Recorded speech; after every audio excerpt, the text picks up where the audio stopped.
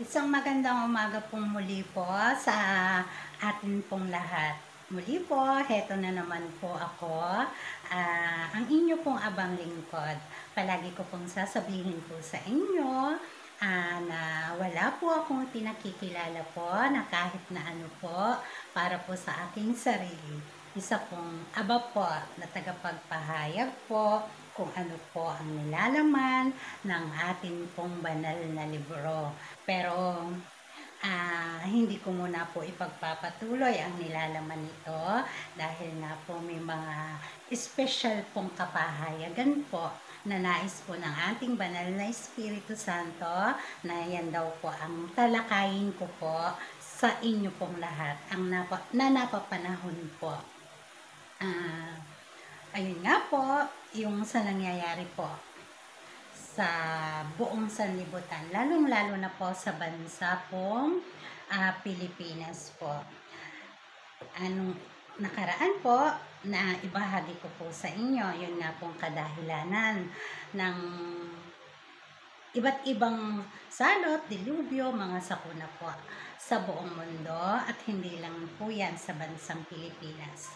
At sa mga nakalipas nga pong araw ay napapansin po nating lahat ang sunod-sunod pong pagyanig po sa atin pong kapaligiran po. Ayon po sa ating banal na Espiritu Santo ay himay-himayin ko sa inyo ang ugat po ng lahat. Ayon po sa Kanya, ang Kanya pong katawan ay nasa ibaba. Ang Diyos na kataas-taasan po ay isa pong babae. At yan nga po ay ang katawan ng Espiritu Santo, ang atin pong mahal na Birheng Maria. Kung ang Diyos na kataas-taasan po ay isa pong babae, nais pong ipahayag ng ating Espiritu Santo na ang katunggali po at ang tumatapat po sa katawan po ng Espiritu Santo na tagong-tago po ay isa rin pong babae. Sa kampo naman po, ng kampo ng kadiliman po ng Diablo, kung tawagin natin Diablo, demonyo, Satanas, yan po ang mula umpisa po ay nakikipagtunggali po sa Diyos pong totoo. Ang katunggali po ng ating mahal na Birheng Maria, dahil ito na nga po yung digmaan po ng puti at itim, ng dilim po at liwanag, ay wala pong iba kundi ang isa pong babae sa panig po ng kampo ng dilim po na palagi pong nanlilinlang po sa napakarami pong tao. Ito po ay ang palagi pong kapahayagan niya ay ako ang inyong tagapagtanggol. Walang sino man ang makakaapi sa lahi natin. Laging ganyan po pinalalabas po niyang siya ang numero unong tagapagtanggol.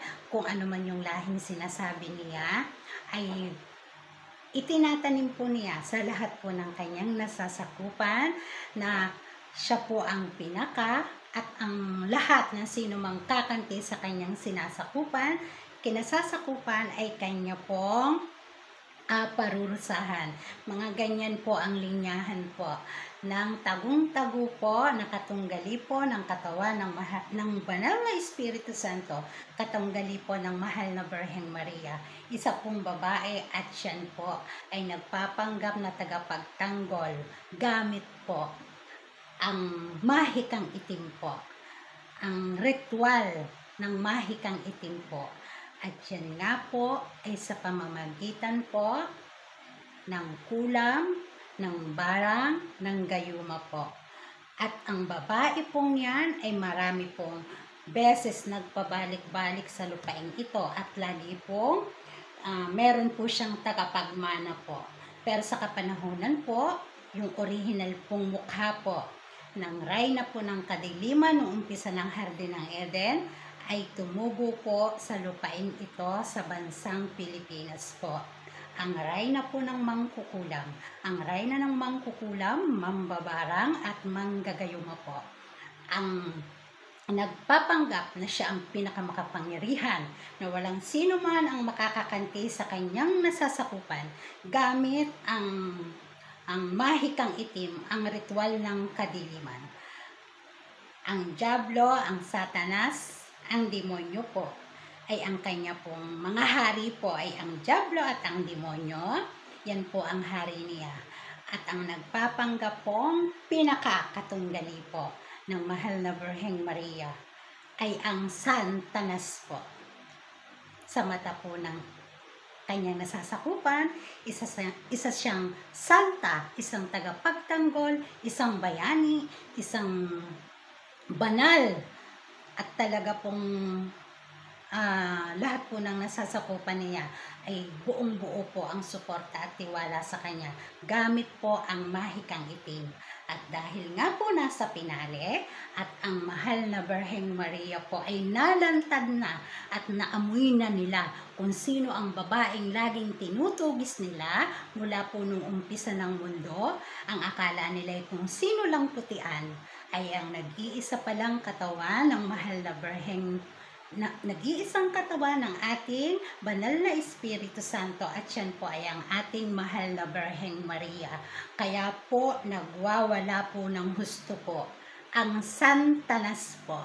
Satanas po, dahil siya po ay nagpapanggap na isang dakilang babae, tagapagtanggol ng mga inaapi ng kanyang nasasakupan gamit po ang ritual po ng kadiliman. Yan po ang dahilan ng walang hinto pong pagyanig po ng kalikasan hanggang dyan po sa kailaliman po'y binubungkal po ng kalikasan ang kanila pong mga armas, ang kanila pong mga agimat po.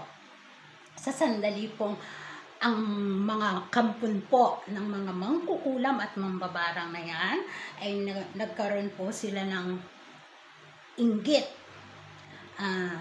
sama ng loob, hinanakit o kung ano man po yan, o kahit nga po walang ginagawa sa kanila, basta mainit sa mga mata nila, yan po ay kanilang ginagamitan po ng ritual po ng kadiliman, pangkukulam po at pambabarang. Kung gusto po ninyong huminto po ang pagyanig po sa buong kapuluan, dahil kapag kayo po'y nanawagan, marami pong tumutugon sa buong mundo po, dahil buong mundo po ay marami pong mga Pilipino.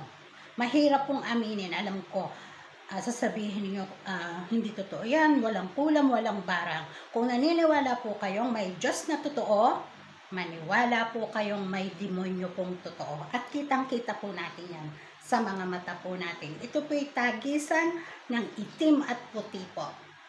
Maging vigilante po tayo. Yan po ang dahilan ng walang hanggang pagyanig po sa buong kapuluan po, hindi lang po sa bansang Pilipinas. Dahil ang mahal na Birhen po'y tinutugis po ninyo. Dahil naamoy po ninyo na ang babaeng putian na tinutugis ninyo mula pa nung umpisa ng mundo ay ang nag-iisa pong katawan ng Espiritu Santo, ang mahal na Birheng Maria. Kung hindi po ninyo ihihinto po yan, yan pong mga armas ninyo sa ginagamit ninyong pagre-ritual sa kampon po ng dilim, ang magiging pasaporte po ninyo patungo po sa tunay ninyong kaharian, sa kailaliman sa dagat po ng impyerno. Habang may panahon po, ang banal na Espiritu Santo ay gano'n na lang ang pag-ibig sa lahat. Nananawagan po siyang lahat ng inyong armas sa mga gusto pong magbago. Tipunin lahat at ihugos po sa pusod po ng dagat. Ang kalikasan po'y hindi po natin pwedeng linlangin. Sa tuwi po niyong tinutusok at ang ating mahal na Birhen ay inyong tinutugis sa pamamagitan ng itim na ritual ng gayuma at ng barang at ng pangkukulam. Tuloy-tuloy po yan. Yan lang po ang paraan po. Para po ang kalikasan ay manumbalik po sa maging mapayapa po. Wala na naman po tayong oras. Ako po ang inyong abang lingkod hanggang sa muli po. Itakwil po lahat ang armas po ng kampon po ng dilim. Ihulog po sa pusod po ng dagat. Bye! Paalam, hanggang sa muli.